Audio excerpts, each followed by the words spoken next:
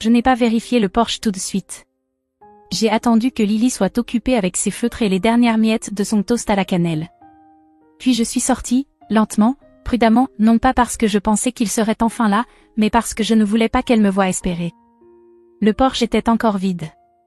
À l'intérieur, ma fille avait déjà ouvert le groupe Facebook familial sur l'ancienne tablette.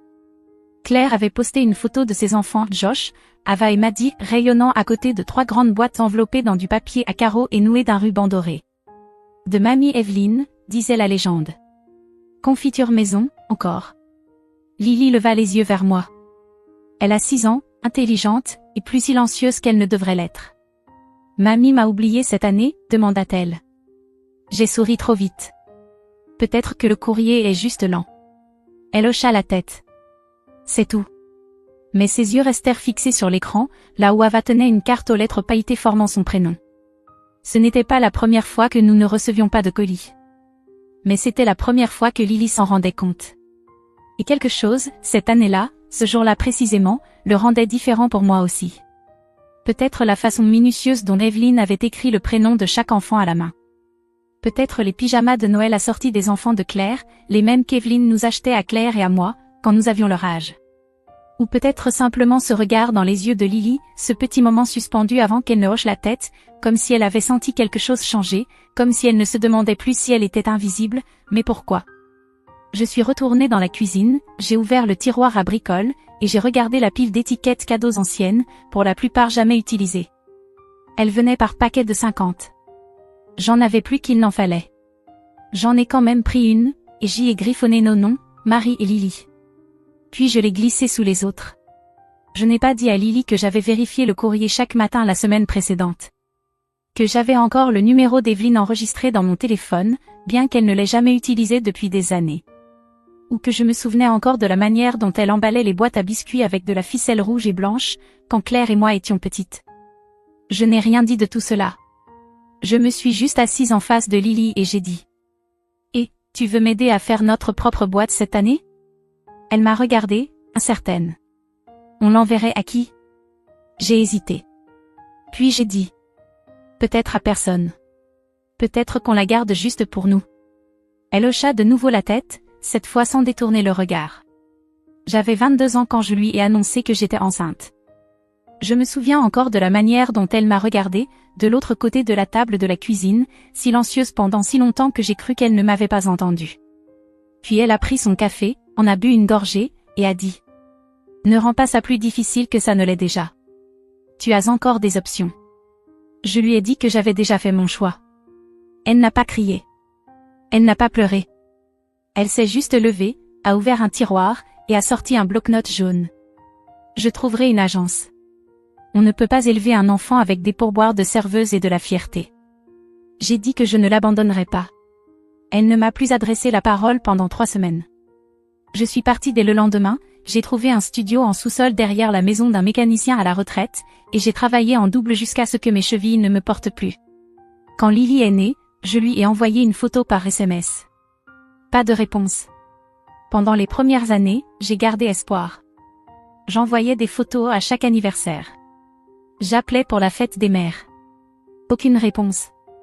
Puis le deuxième enfant de Claire, Ava, a eu 1 an, et Evelyne lui a organisé une fête dans le jardin. Ballon rose, petit sandwich, maquilleuse. Toute la famille était invitée, sauf nous. Je continuais à envoyer les cartes de Noël de Lily. Elle y dessinait des cœurs et des flocons tordus, demandant si mamie aimait les paillettes. On les envoyait chaque mois de décembre.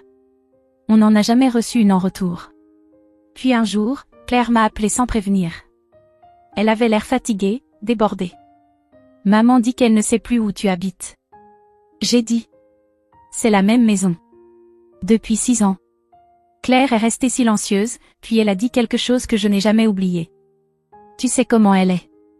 Elle ne se souvient que de ce qui compte. J'ai raccroché.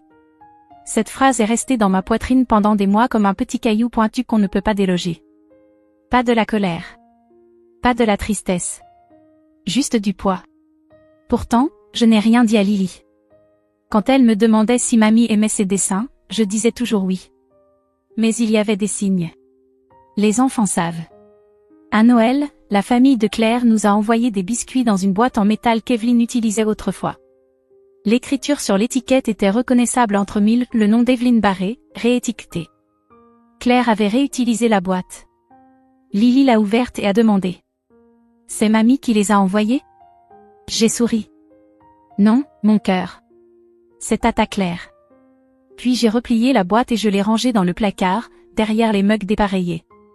Des années plus tard, j'ai rouvert ce même placard en cherchant où cacher la carte d'anniversaire que Lily avait écrite sans jamais l'envoyer. Il y avait des cœurs sur le devant, et le mot « mamie » mal orthographié. Elle ne m'avait pas demandé de l'envoyer. Elle l'avait simplement laissé sur le comptoir et était allée se coucher. Ce soir-là, je suis restée debout dans le couloir, devant sa chambre. Elle dormait, une main sous la joue comme quand elle était bébé. Je suis restée là plus longtemps que je n'aurais dû, essayant de comprendre comment on pouvait regarder un enfant comme ça, et choisir de ne pas la voir. Je n'ai jamais trouvé de réponse. Mais ce soir-là, j'ai cessé de corriger Lily quand elle disait « On n'a pas de mamie ». J'ai attendu le lendemain de Noël pour appeler Claire. Elle a décroché à la 3e sonnerie, la voix pressée, distraite. J'entendais Josh crier en arrière-plan, quelque chose à propos de chocolat chaud et de guimauve. J'ai gardé ma voix calme. Maman a demandé mon adresse cette année? Un silence. Pourquoi? Claire m'a dit qu'on n'a encore pas reçu de boîte. Elle poussa un soupir, comme si elle retenait quelque chose. Je ne sais pas, Marie. Peut-être qu'elle a cru que tu avais déménagé. Je n'ai pas déménagé depuis 8 ans. Je ne sais pas quoi te dire, répondit-elle. Tu sais comment elle est, désorganisée. J'ai raccroché avant qu'elle ne puisse achever sa phrase, mais quelque chose dans son ton est resté gravé. Ce n'était pas de la culpabilité, c'était de l'évitement. Je ne veux pas te mentir, mais je ne veux pas être celle qui te dit la vérité. Ce soir-là, je m'installai à la table de la cuisine, sortis les feutres de Lily et sa colle pailletée. Nous avons fabriqué notre propre boîte de Noël. Je lui disais qu'elle était juste pour nous, mais une part de moi voulait l'envoyer quand même, pour prouver que nous existions toujours. En pliant le papier de soie, j'ai aperçu quelque chose d'étrange. La feuille d'étiquette que j'avais ressortie du tiroir portait encore les stickers de suivi USPS que Claire nous avait envoyés l'année précédente. Par pure curiosité, j'ai tapé le numéro sur mon téléphone. Il indiquait que le colis était bien arrivé, 3 jours avant Noël, livré à Joshua Lan, même code postal que le nôtre, à seulement 3 maisons de distance. Claire avait envoyé tous ses cadeaux en utilisant les étiquettes manuscrites de maman. On le reconnaissait à la fluidité de l'écriture. Maman n'avait pas perdu mon adresse, elle avait écrit chaque prénom, chaque rue, chaque code postal, sauf un seul. Je n'ai pas fermé l'œil cette nuit-là. Je ne cessais de penser à la boîte de cartes de Lily, toute retournée, non ouverte ou jamais envoyée. Le matin suivant, je la trouvai en train de fouiller dans son placard. « Tu cherches quoi, bébé ?» Elle tint une enveloppe bordée de paillettes. J'ai retrouvé celle que j'ai fabriquée l'an dernier. Je la pris dans ma main. Scellée, timbrée, adressée avec mon écriture. On voyait sur un coin le dessin d'un bonhomme de neige de Lily. Mais à l'endroit de l'adresse, un autocollant rouge, refusé, retour à l'envoyeur. « Ça veut dire quoi ?» demanda Lily. Je la regardai, puis l'enveloppe. « Ça signifie, dis-je avec précaution, que parfois, des gens décident qu'ils ne veulent plus recevoir de courrier. » Elle cligna des yeux puis hocha la tête. C'était tout. Mais elle ne remit pas la carte à sa place. Elle la glissa dans son sac à dos. Le 21 décembre, vers 19h30, le téléphone sonna. Je venais de coucher Lily. Elle s'était endormie en fredonnant un chant de Noël, les bras enroulés autour d'un renne en peluche nommé Olive. L'appartement était silencieux, à part le sèche-linge qui tournait dans l'arrière-salle. J'allais presque ne pas répondre en voyant le nom affiché, Evelyn Dalton. Je restais figée. Cela faisait des années que je n'avais pas vu ce nom sur mon écran. Il semblait hors de mon quotidien, appartenir à une autre vie. Je décrochai. « Salut, Marie. » Sa voix était calme, distante, comme pour confirmer un rendez-vous médical. J'ai murmuré un bonjour. Je réorganisais de vieilles affaires, commença-t-elle. Et j'ai retrouvé des dessins de Lily. Je restais silencieuse. Elle a 6 ans maintenant, non? Elle aura 7 ans en mars, répondis-je. Elle fit un petit HM. Elle aime toujours dessiner? Oui. Long silence. C'est bien. L'art, c'est un exutoire créatif. J'ai failli rire. Ce genre de phrase qu'elle prononçait quand nous étions enfants suffisamment vagues pour sembler encourageantes, sans toucher la réalité. Et pourtant elle avait appelé. Après tout ce temps. Elle avait prononcé le prénom de Lily. Ça voulait dire quelque chose. Elle me demanda ce que Lily aimait. Je lui répondis, autocollant de renard, stylo paillettes, pâtisserie, tout ce qui a du glaçage orange. Evelyne écouta, sans interrompre. Puis elle dit. Peut-être que je vais préparer quelque chose. Un petit colis. J'ai probablement le temps. Et soudain, ma poitrine se serra comme jamais depuis longtemps. Après avoir raccroché, je restai longtemps à la table de la cuisine, repensant à ces mots. Peut-être que je vais préparer quelque chose. Je me permis d'y croire un peu. Pas entièrement, mais juste assez pour dire à Lily, le lendemain matin, que mamie avait appelé. Vraiment, demanda-t-elle, les yeux écarquillés. Elle a demandé des nouvelles de toi. Elle se souvenait de tes dessins. Lily rayonna. Tu crois qu'elle va envoyer quelque chose? Peut-être, dis-je. Peut-être que cette année sera différente. 24 décembre. Le courrier est arrivé tôt. Rien. 25 décembre. Le Porsche est resté vide. La boîte mail aussi. Claire a posté une nouvelle photo des enfants en pyjama assortis en flanelle, tenant des mugs de chocolat chaud, debout près de leur boîte. Celle de Maddie contenait une boule à neige. Celle de Josh, un mini ballon de football signé par quelqu'un que je ne reconnaissais pas avait un livre de recettes et des cuillères doseuses. Lily n'a rien dit. Elle jouait toujours avec Olive, tirant des morceaux de papier de soie de notre boîte faite maison, les dépliant comme s'ils étaient neufs. Ce soir-là, je l'ai bordée et embrassée sur le front. Toujours pas de boîte, a-t-elle murmuré. Non. Un silence. Est-ce qu'elle a changé d'avis? Je l'ai regardée, 7 ans, et déjà bien trop au fait de ce que signifie le retrait affectif. Non, ma chérie, ai-je dit. Certaines personnes ne changent pas, et ce n'est pas de ta faute. Le lendemain, je suis allée à pied au bureau de poste avec une petite boîte enveloppée dans du papier brun ordinaire. À l'intérieur, un bonhomme de neige en argile que Lily avait fabriqué, un de ses dessins représentant un renard avec un bonnet de Père Noël, et une photo d'elle tenant la boîte de biscuits de Claire, souriante, mais pas tout à fait. Je suis restée debout au guichet avec l'étiquette dans la main. Puis je l'ai pliée en deux et jetée à la poubelle. Je suis sortie sans rien envoyer. C'était un jeudi de janvier quand tante Ruth est morte. Ce n'était pas vraiment ma tante, juste la cousine de ma mère, mais elle était la seule adulte à m'avoir déjà demandé si j'allais bien, sans que cela sonne comme une obligation. Elle m'avait dit un jour que j'avais des yeux qui ne savaient pas mentir. Je pense que c'est pour ça qu'Evelyne la tenait toujours à distance. Les funérailles étaient modestes, du genre où personne ne parle sauf si on lui parle. Froid, vent, ciel gris, chaise pliante sur l'herbe mouillée. J'ai vu Evelyne près du cercueil après la cérémonie, emmitouflée dans son manteau comme si elle ne faisait pas confiance au monde pour la réchauffer. Claire se tenait à côté d'elle, le dos droit, le regard vide. Personne ne m'a regardé. Personne n'a demandé des nouvelles de Lily. Après l'enterrement, Claire m'a invitée chez elle pour un café. Elle a dit qu'Evelyne était trop épuisée pour recevoir. Il y avait des choses à trier, les vieilles tasses à thé de Ruth, des serviettes brodées, des photos. Je l'ai suivie sans rien attendre, juste pour faire acte de présence. Pendant que Claire rangeait les restes dans la cuisine, je me suis promenée dans la maison, et passé la table du couloir, puis suis entrée dans la salle à manger. L'ordinateur portable d'Evelyne était ouvert sur la table, l'écran encore allumé. Je n'avais pas prévu de lire quoi que ce soit, mais le mail était déjà affiché. Mon nom figurait dans l'objet.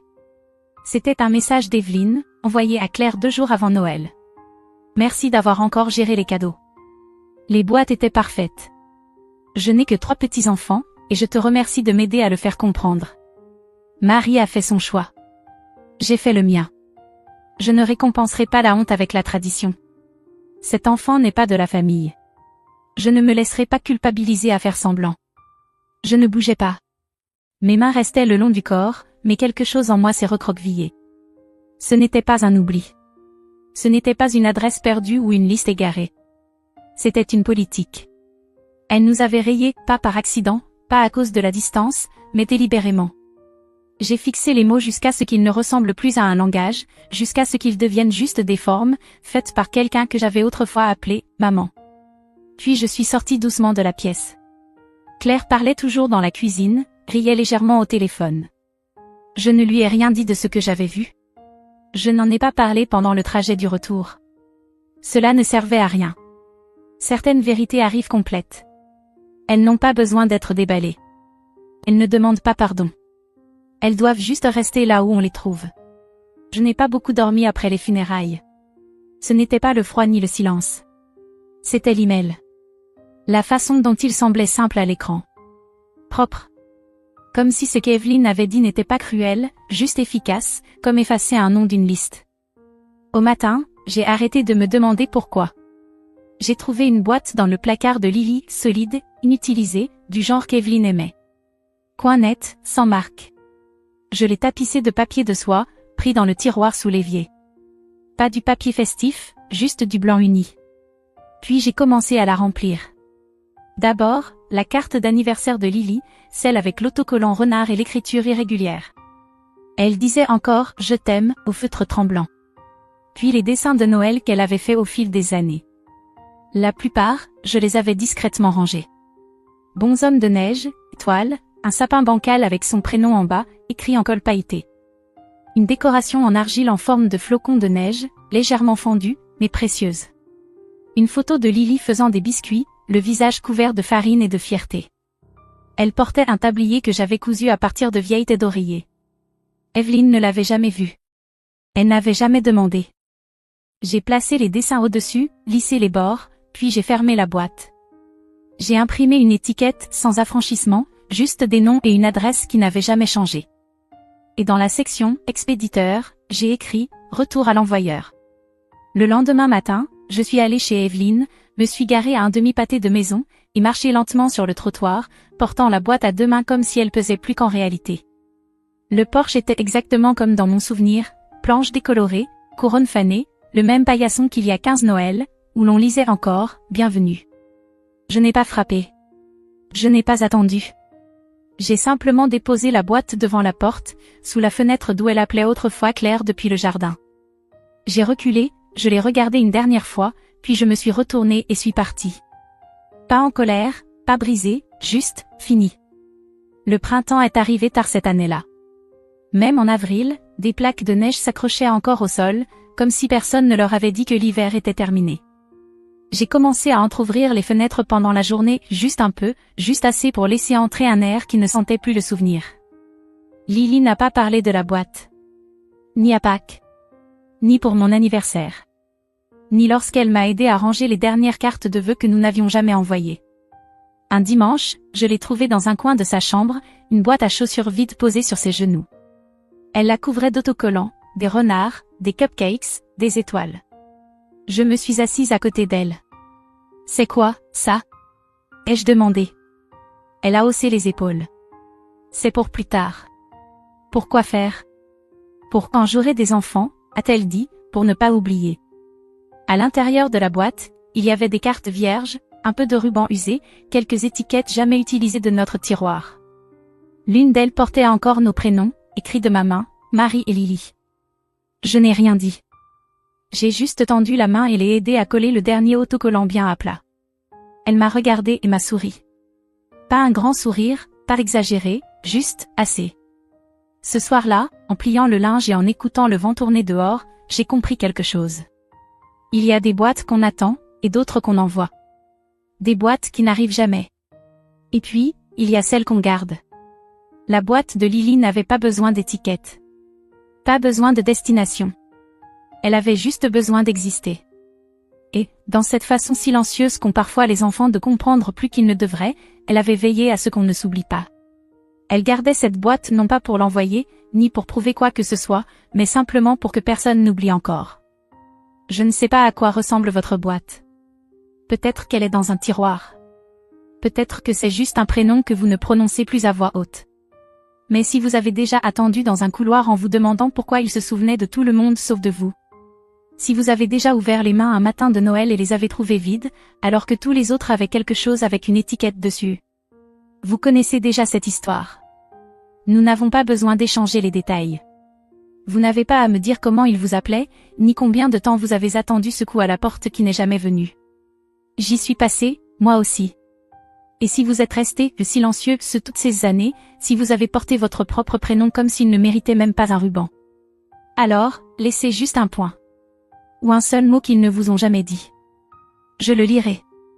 Nous le lirons tous.